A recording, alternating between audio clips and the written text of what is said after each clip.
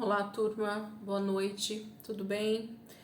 Bora lá para a nossa leitura, mais uma noite que o Senhor tem nos concedido de estar aqui e graças a Deus por isso, né? Deus tem sido muito bom para nós. Vamos lá? Vamos orar, entregar esse momento ao Senhor, pedir para o Espírito Santo trazer direção ao nosso coração, à nossa mente, ao nosso entendimento, para que a gente possa ler as Escrituras e isso seja realmente uma semente lançada em terra fértil, para frutificar muito nas nossas vidas. Pai, eu glorifico ao Senhor por mais essa noite, por mais esse dia, por esse início de semana, Pai. Hoje, dia 18 de julho, e nós estamos caminhando com o Senhor já há quase 7 meses. Muito obrigada, Jesus, por essa graça, por esse amor que tem sido derramado sobre nós todos os dias, Jesus. Obrigada, Pai, pela saúde que o Senhor tem concedido a nós. Obrigada pela paz, pela alegria que o Senhor nos concede todo o tempo quando estamos na Tua presença e quando estamos, Senhor, no nosso dia, fazendo os nossos afazeres. Muito obrigada, Senhor, por tudo que o Senhor tem feito conosco, pelo Teu grande amor sendo derramado em nós todos os dias. Obrigada, Deus, pelos irmãos que estão junto conosco nessa jornada. Fortalece os teus filhos para que eles consigam, Pai, continuar também comigo até o final, para que nós possamos chegar até o final, Senhor, realmente entendendo aquilo que o Senhor tem para nós dentro da tua palavra, meditando nela, nos alimentando dela, Senhor. Só assim nós seremos realmente aqueles que o Senhor tem chamado para uma intimidade, para um relacionamento, Pai. Que é isso que o Senhor deseja de nós, intimidade. Oh, Senhor, intimidade com o Senhor todos os dias. A tua presença sendo, Senhor, o que nos alimenta todo o tempo, a tua presença sendo aquela que nos acalenta todo o tempo, Pai. Muito obrigada, Jesus, muito obrigada, Deus. Te louvo, te agradeço em nome de Jesus. Amém, queridos. Vamos lá? Vamos continuar aqui. Ontem nós terminamos Isaías 66 e iniciamos o livro de Miqueias e fizemos então a leitura de alguns textos dentro do livro de Miqueias. E hoje então a gente vai continuar, só que agora mostrando essa afronta que vai vir através do rei da Síria, que nesse momento não é mais Sargão II, mas agora é Senaqueribe, esse homem que vai aparecer dentro dos textos aqui, que a gente vai ver bastante o nome dele, que é esse início dessa afronta do reino da Síria sobre Jerusalém e sobre Israel. Vamos ler então a batalha por Jerusalém. A invasão de Senaqueribe, Ezequias o desafia, mas acaba pagando tributo. Vamos ver, segundo Crônicas 32, o versículo 1 somente por enquanto. Segundo Crônicas 32, 1. Depois de tudo que Ezequias fez, com tanta fidelidade, Senaqueribe, rei da Síria, invadiu Judá e sitiou as cidades fortificadas para conquistá-las. Agora outro texto que fala a mesma coisa, Isaías 36, versículo 1. No 14º ano do reinado de Ezequias, Senaqueribe, rei da Síria, atacou todas as cidades fortificadas de Judá e se apossou delas. Segundo Reis 18, versículo 13, 14, 15 e 16. Segundo Reis 18, do 13 ao 16. No 14º ano do reinado do rei Ezequias, Senaqueribe, rei da Síria, atacou todas as cidades fortificadas de Judá e as conquistou. Então Ezequias, rei de Judá, enviou esta mensagem ao rei da Síria em Laques: cometi um erro. Para de atacar-me e eu pagarei tudo o que exigires.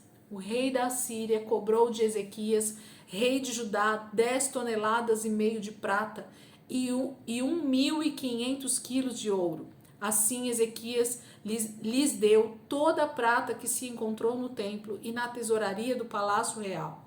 Nessa ocasião, Ezequias, rei de Judá, retirou o ouro com que havia coberto as portas e os batentes do templo do Senhor e o deu ao rei da Síria.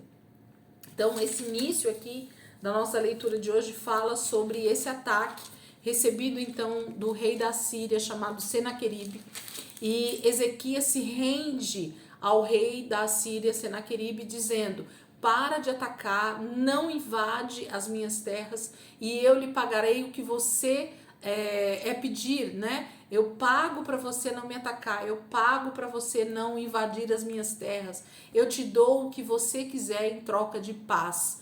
E então Senaqueribe pede toda essa quantidade de ouro e de prata da terra de Jerusalém. E Ezequias, que é o rei nesse momento, toma toda a prata que ele tem, todo o ouro que ele tem e dá como pagamento pela paz em Judá e Jerusalém. Queridos, isso fala de uma escravidão, inclusive, a respeito do nosso adversário. Por quê? Porque, na verdade, nós vamos perceber agora que todo esse pagamento não serviu de nada. Porque quando um líder, quando um governante, quando um rei, quando alguém quer tomar um território, dinheiro nenhum vai pagar o seu silêncio, a sua paz. Então, o que Ezequias deveria ter feito era buscado o Senhor, era ter buscado a presença do Senhor para saber qual a atitude a ser tomada nesse momento. Mas ele toma uma atitude como um simples governante, como alguém que queria paz para o seu território. E ele paga o dinheiro que Senaqueribe quer pela paz. Só que a gente sabe que uma pessoa que quer extorquir a outra, ela não vai se satisfazer simplesmente com esse ouro e essa prata. Porque agora Senaqueribe sabe que ele conseguiria invadir Judá e Jerusalém, ele sabe qual a forma de conquistar aquelas terras e ele vai continuar avançando, até porque é a mão do Senhor quem está agora trazendo essa afronta sobre Judá, sobre Jerusalém, sobre Israel. Então a gente sabe que isso não vai ser o suficiente para Senaqueribe. Jerusalém prepara-se para se defender, segundo Crônicas 32, versículo 2 em diante. Nós vamos do 2 até o 8. Quando Ezequias viu que Senaqueribe pretendia guerrear contra Jerusalém, consultou os seus oficiais e os comandantes do exército sobre a ideia de mandar fechar a passagem de água das fontes do lado de fora da cidade. E eles concordaram. Assim, ajuntaram-se muitos homens e fecharam todas as fontes e o riacho que atravessava a região. Eles diziam: por que deixar que os reis da Assíria venham e encontrem toda essa água? Depois, com grande empenho, reparou todos os trechos quebrados do muro e construiu torres sobre eles. Construiu outro muro do lado de fora do primeiro e reforçou o Milo da cidade de Davi. E mandou fazer também muitas lanças e muitos escudos. Nomeou sobre o povo oficiais de militares e os reuniu na praça, junto à porta da cidade, animando-os com estas palavras: sejam fortes e corajosos. Não tenham medo nem desanimem por causa do rei da Síria e do seu enorme exército, pois conosco está um poder maior do que o que está com ele. Com ele está somente o poder humano, mas conosco está o Senhor, o nosso Deus, para nos ajudar e para travar as nossas batalhas. E o povo ganhou confiança com o que disse Ezequias, rei de Judá. Então, Ezequias faz uma estratégia de guerra, fechando as fontes das águas que passavam pela cidade, porque talvez através desses aquedutos que a gente chama hoje, eles pudessem ser invadidos, inclusive, e mais ainda, Senaqueribe veria o quanto eles têm de suprimento de água, então essa terra seria ainda mais desejada, porque a água naquele tempo era algo muito precioso, assim como é nos dias de hoje. A água é um bem natural que todo grande imperador, todo grande rei gostaria de ter no seu território, porque trazia vida, trazia plantação, trazia prosperidade para uma terra onde tinha água em abundância. Segundo Reis 18, do versículo 17 ao 26, nós vamos ver as ameaças agora que Senaqueribe vai fazer. Tilax, o rei da Síria, enviou ao rei Ezequias em Jerusalém seu general, seu oficial principal e seu comandante de campo com um grande exército.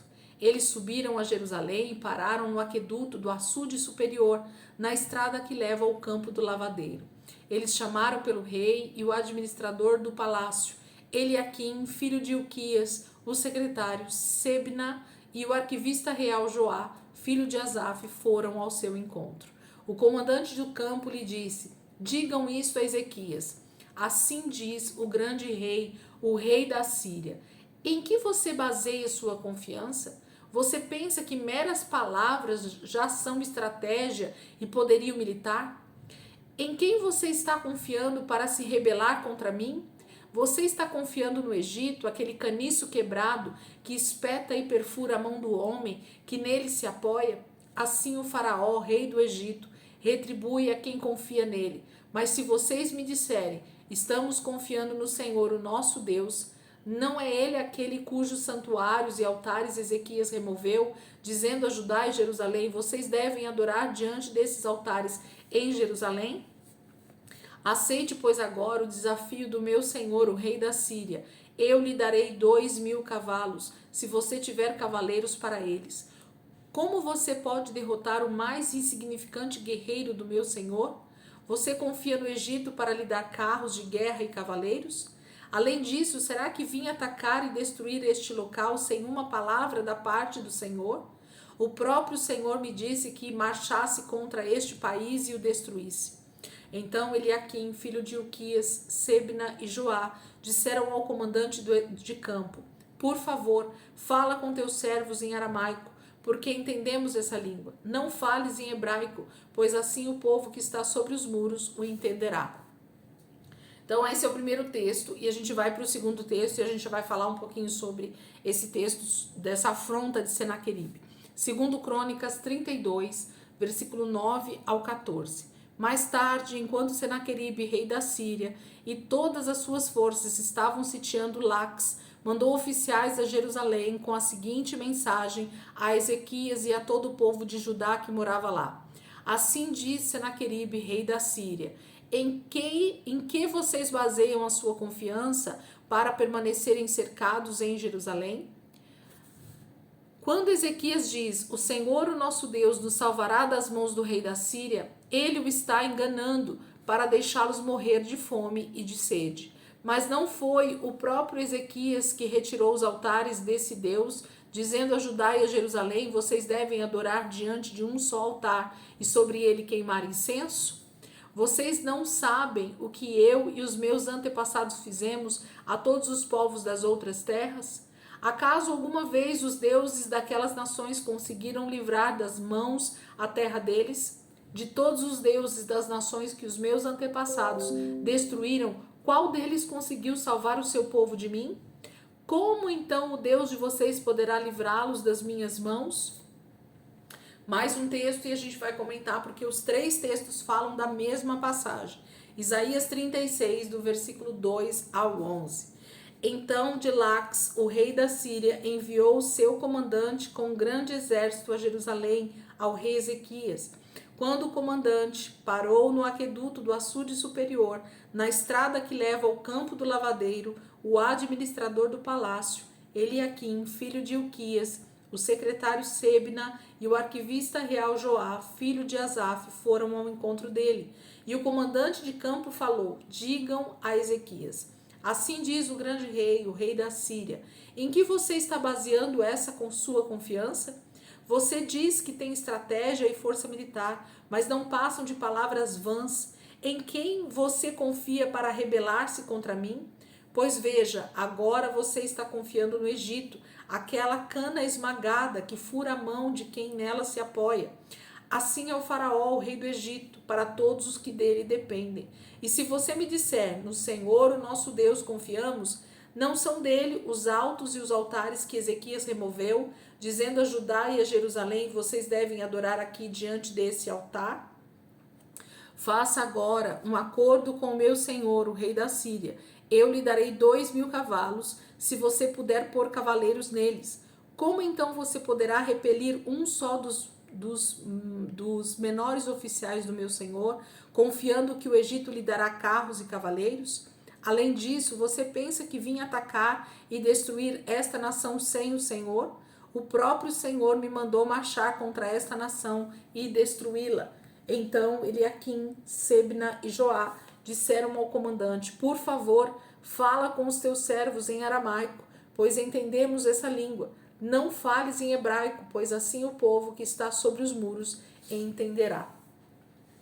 Esses 3 textos, gente, fala dessa primeira ameaça, né, de Senaqueribe sobre Ezequias e sobre todo Judá e Jerusalém. Fala dessa afronta que ele faz contra Ezequias e contra o povo. Ele chega lá com uma comitiva do seu exército e ele começa a falar que toda a confiança que Ezequias possa ter no Egito, que o Egito está totalmente vencido, inclusive pela Síria já. Então o Egito não seria capaz de ajudar Ezequias nesse momento. Ele faz uma outra afronta dizendo: eu te dou 2.000 cavalos se você tiver 2.000 soldados para colocar esses cavalos. Porque você não tem mais, Ezequias, um exército poderoso para me enfrentar. Eu já matei muitos dos seus homens na primeira invasão. Então vocês não têm mais um poder militar para me enfrentar.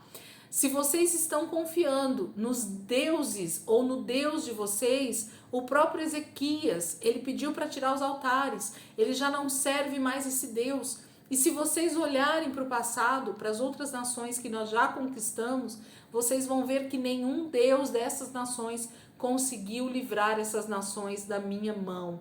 Então, Senaqueribe era um rei nesse momento, ali da Síria, que tinha a total confiança no seu poder militar, na sua força de poderio militar. Ele sabia que ele sairia vitorioso de qualquer batalha que ele travasse com qualquer nação, porque assim já vinha acontecendo. Quando a gente olha para a história, gente, se vocês puderem, voltem lá na história, não da Bíblia, mas na história do momento histórico em que está acontecendo isso. Coloca lá o reino da Síria em ascensão. Isso existem inúmeros documentários sobre isso. Existem mapas que vão mostrando esses territórios da Síria sendo conquistados. Aliás, o reino assírio conquistando os territórios, e a gente vai ver a dimensão do quanto o rei anterior, né, que foi Sargão, o anterior a ele, se não me engano também, o próprio Senaqueribe, como eles conquistaram nações e se tornaram o grande império nesse momento, o Império Assírio. Isso aconteceu justamente depois do grande território do Egito, né, do grande Império Egípcio. Nesse momento o Egito já não era mais uma grande potência, mas a potência agora era o próprio reino da Síria. Então é esse reino que se torna tão poderoso na terra, que está justamente agora trazendo afronta sobre Judá e Jerusalém, trazendo justamente essa palavra de afronta contra o rei Ezequias. Então Senaqueribe sabia que ele venceria mais uma vez se ele então confrontasse, se ele invadisse Jerusalém e Judá. Mas a gente vai ver que o grande problema nesse momento, só nesse momento de Senaqueribe, foi ter afrontado o Senhor. Então, quando ele diz que Deus não é capaz de pará-lo, aí está o grande problema de Senaqueribe. Porque ele vai cair do cavalo, como dizia o grande ditado. Ele vai perceber nesse momento que ele vai ter uma derrota, ele vai ter realmente ele vai perder uma grande batalha nesse momento, porque ele afrontou o Senhor. Porque ele disse que o Senhor, nosso Deus, era um Deus fraco, assim como os deuses das outras nações. O grande problema de Senaqueribe nesse momento foi essa afronta contra Deus, e não contra Ezequias, e não contra Jerusalém e Judá. Então nós vamos ver que o Senhor, ele toma a frente dessa situação para mostrar que ele é poderoso. E o que faz menção então dessa passagem? O anticristo, que virá ainda, ele ainda não se apresentou, ele é o rei da Síria, o rei do Egito e todos os outros reinos que nós vamos ler daqui para frente, eles são uma tipologia do anticristo. E fala então que o anticristo, ele não tem o poder por si só. O anticristo, ele só vai agir porque o Senhor permite a ação dele sobre a terra, trazendo juízo. O anticristo vem para trazer o juízo da parte de Deus para os ímpios. Então, ele é nada mais, nada menos do que alguém que está sendo dirigido pelo próprio Deus. Então, o anticristo, Senaqueribe, o faraó do Egito ou qualquer outro rei que vai se levantar e afrontar Israel e trazer exílio para o povo de Israel, trazendo o juízo de Deus, só pode se levantar porque o Senhor está os levantando. Então o Senhor já profetizou através de Isaías, através de Miqueias, através de Amós, através de Joel, através de tantos outros profetas que a gente já leu sobre esse exílio, porque o Senhor traria sim esse reino do norte, que é o reino da Síria nesse momento, para trazer essa afronta sobre Judá e Jerusalém e levá-los para o exílio. Então o exílio vai começar, já começou na verdade, mas vai se intensificar daqui para frente, porque o reino da Síria está conquistando todos os territórios ao redor. Mas Senaqueribe vai cair do cavalo nesse momento porque ele afronta Deus, porque ele fala que Deus é fraco. E o nosso Deus, ele não é fraco. Nós sabemos que o nosso Deus, ele é poderoso em guerra. Ele vai fazer tudo aquilo que ele planejou para fazer. Mas o diabo só tem poder porque o Senhor dá o poder para ele. Então, enquanto ele não entender isso, ele também sofre quedas, ele também sofre derrotas por causa dessa afronta contra o próprio Deus. Então, vai falar sobre essa insolência, né, do comandante assírio. Segundo Reis 18, do versículo 17 ao 26. Segundo Reis 18, perdão, do 27 ao 35, eu li o de cima. Segundo Reis, capítulo 18, versículo 27 ao 35. Diz assim: o comandante, porém, respondeu: será que meu senhor enviou-me para dizer estas coisas somente para o seu senhor e para você, e não para os que estão sentados no muro, que como vocês terão que comer as próprias fezes e beber a própria urina? Então o comandante levantou-se e gritou em hebraico: ouçam a palavra do grande rei, o rei da Síria. Assim diz o rei: não deixem que Ezequias os engane, ele não poderá livrá-los da minha mão. Não deixem Ezequias convencê-los a confiar no Senhor, quando diz: com certeza o Senhor nos livrará esta cidade. O Senhor nos livrará, perdão. Esta cidade não será entregue nas mãos do rei da Síria. Não deem ouvidos a Ezequias, assim diz o rei da Síria. Façam paz comigo e rendam-se. Então cada um de vocês comerá de sua própria videira e de sua própria figueira, e beberá água da sua própria cisterna, até que eu venha e os leve para uma terra igual a de vocês, terra de cereais, de vinho, terra de pão e de vinhas, terra de oliveiras e de mel. Escolham a vida e não a morte. Não deem ouvidos a Ezequias, pois ele os está iludindo quando diz: o Senhor nos livrará. Será que o Deus de alguma nação conseguiu livrar sua terra das mãos do rei da Síria? Onde estão os deuses de Amate e de Arpade? Onde estão os deuses de Sefarvaim, de Rena e de Iva? Acaso livraram Samaria das minhas mãos? Qual dentre todos os deuses dessas nações conseguiu livrar sua terra do meu poder? Como então o Senhor poderá livrar Jerusalém das minhas mãos? Outro texto falando da mesma situação, segundo Crônicas 32, do versículo 15 ao 19. Portanto, não deixem Ezequias enganá-los ou iludi-los dessa maneira. Não acreditem nele, pois nenhum Deus de qualquer nação ou reino jamais conseguiu livrar o seu povo das minhas mãos ou das mãos dos meus antepassados. Muito menos o Deus de vocês conseguirá livrá-los das minhas mãos. Os oficiais de Senaqueribe desafiaram ainda mais a Deus, o Senhor, e ao seu servo Ezequias. Então os oficiais gritaram na língua dos judeus ao povo de Jerusalém que estava sobre o muro para assustá-los e amedrontá-los com o intuito de conquistarem a cidade. Referiram-se ao Deus de Jerusalém como falavam dos deuses dos outros povos da terra, que não passam de obra das mãos dos homens. Isaías 36, do versículo 12 ao 20, fala do mesmo texto. O comandante, porém, respondeu: pensam que o meu senhor mandou-me dizer estas coisas só a vocês e ao seu senhor, e não aos homens que estão sentados no muro? Pois, como vocês, eles terão que comer as próprias fezes e beber a própria urina. E o comandante se pôs em pé e falou alto em hebraico: ouçam as palavras do grande rei, do rei da Síria. Não deixem que Ezequias os engane, ele não poderá livrá-los. Não deixem Ezequias convencê-los a confiar no Senhor quando diz: certamente o Senhor nos livrará. esta cidade não será entregue nas mãos do rei da Síria.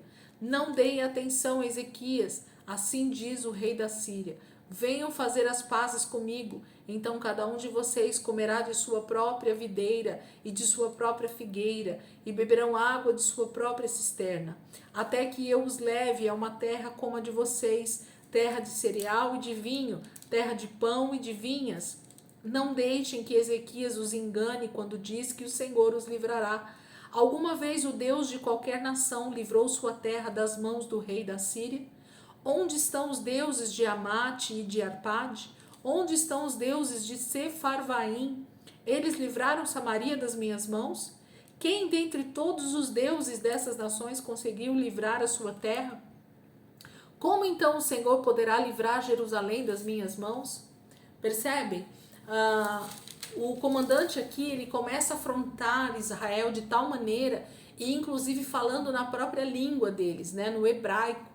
Então, além de ser bilíngue, né, esse povo aqui, porque eles queriam realmente trazer uma grande afronta para o reino de Judá e de Jerusalém, porque eles já tinham feito inclusive isso na Terra do Norte. Então, a gente percebe a afronta do poder de Senaqueribe nesse momento, mas ele não está afrontando Ezequias e nem o povo de Israel. Ele está afrontando o próprio Deus, dizendo que Deus é fraco, dizendo que Deus não vai livrá-los, dizendo que Ezequias está enganando o povo, ainda que sim, a mão de Deus virá sobre eles. O Senhor é poderoso para livrar quem Ele quiser. O Senhor é poderoso para fazer, sim, os seus inimigos estarem debaixo dos seus pés. Então, o grande problema de Senaqueribe e do seu comandante nesse momento é a afronta contra Deus. E nós vamos perceber isso. Percebam outra coisa dentro desses 3 textos que a gente acabou de ler, que o comandante, baseado numa promessa do próprio Senaqueribe, diz para o povo fazer paz com eles. Por quê? Porque eles teriam sim tudo aquilo que eles já têm na terra deles, eles teriam também no reino da Síria. E a gente sabe que essa paz é uma paz fingida, é uma paz mentirosa. Eles não teriam tudo que eles têm hoje em Israel. Eles servindo ao rei da Síria, ao anticristo, eles não teriam a bênção de Deus sobre a vida deles. Eles não seriam bem-aventurados, não. Há uma mentira, um engano do inferno quando o nosso adversário diz que ele nos dará aquilo que nós gostamos, aquilo que nós queremos, aquilo que precisamos, que ele nos dará bênção sem medida. É mentira, isso é um engano para que nós venhamos achar que a paz será estabelecida, quando na verdade virá opressão, escravidão, fome, escassez, guerra, morte.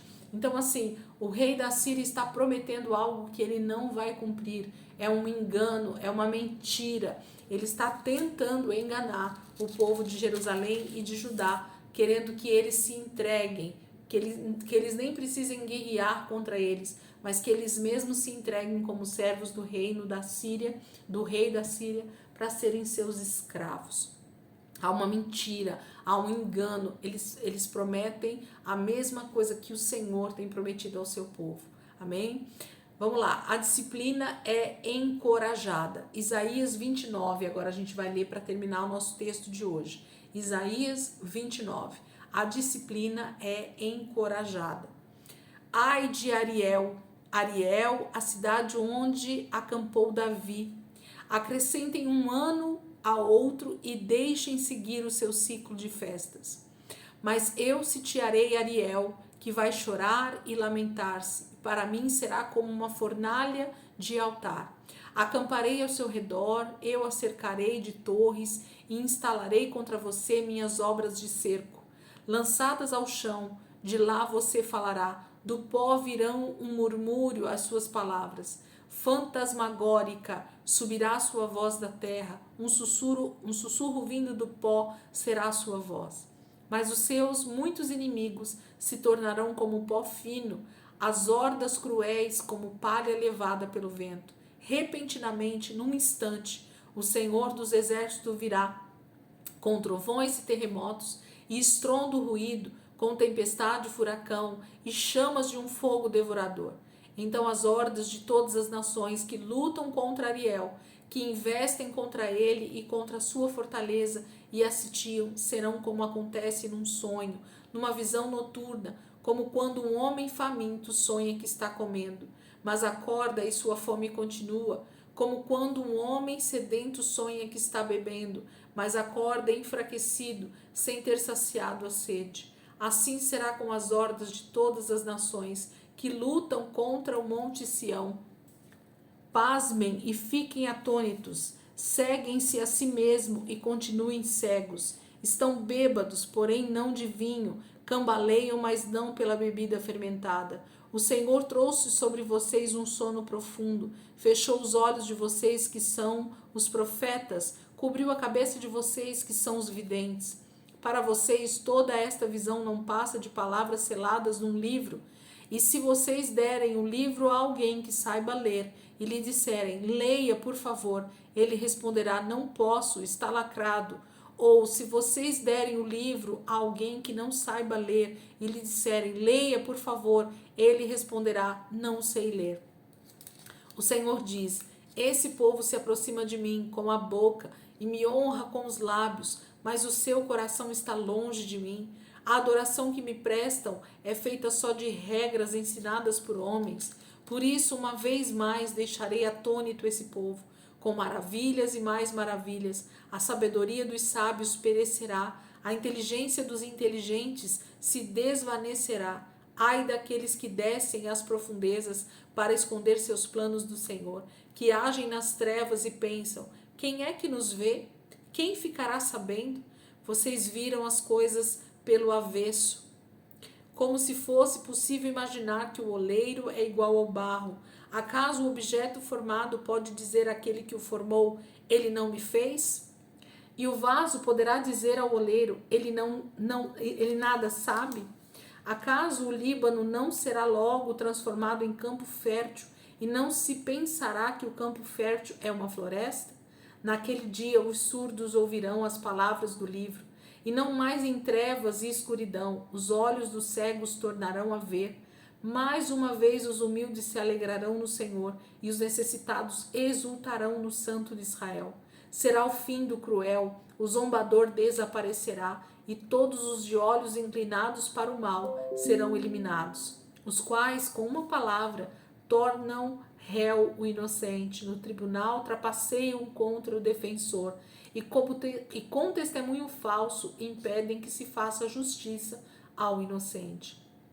Por isso o Senhor, que redimiu Abraão, diz à descendência de Jacó, Jacó não será mais humilhado, e o seu rosto não tornará a empalidecer. Quando ele vir em seu meio os seus filhos, a obra de minhas mãos, proclamará o meu santo nome, reconhecerá a santidade do santo de Jacó, e no temor do Deus de Israel permanecerá. Os desorientados de espírito obterão entendimento, e os queixosos vão aceitar instruções. Então o Senhor fala desse contraponto, né, que acontece em Israel. Eles estão cegos, eles estão surdos, mas o Senhor vai restaurar tudo isso. No momento em que ele vir com as suas maravilhas, com os seus sinais, com todos as formas que Deus vai agir contra esse grande inimigo do povo de Deus, eles o verão, eles entenderão e eles então se converterão. O Senhor fala de um período em que eles vão realmente se converter ao Senhor ali, voltados do exílio depois dos 70 anos, mas essa grande profecia fala muito mais do tempo do fim, em que o Senhor virá realmente com todo esse estrondo, ele fala assim, né? Ele fala, quer ver no versículo 6, o Senhor dos exércitos virá com trovões e terremotos, estrondo, ruído, com tempestade e furacão e chamas de um fogo devorador. Então fala da volta de Cristo com todo o juízo que vai vir sobre a terra, e o seu povo então entenderá o que Deus está fazendo e o que Deus está falando. Então nesse momento eles ainda estão cegos, infelizmente eles serão levados cativos, mas o Senhor está profetizando sobre aquilo que ele vai fazer. O seu povo não vai ficar desamparado.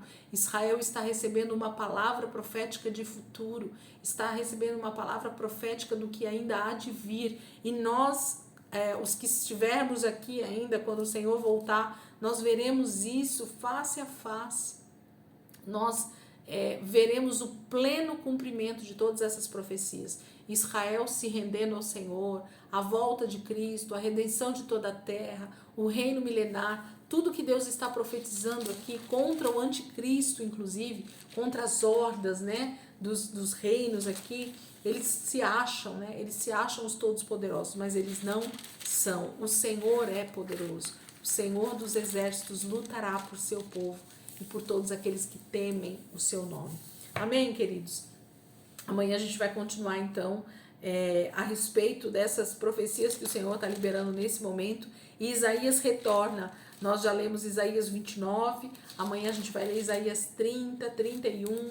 Então, a gente tem textos aqui dentro de Isaías que agora vai mostrar o que o Senhor vai fazer a partir desse momento com o seu povo. Amém, queridos? Deus abençoe. Amanhã, se Deus quiser, a gente volta aqui continuando a nossa leitura.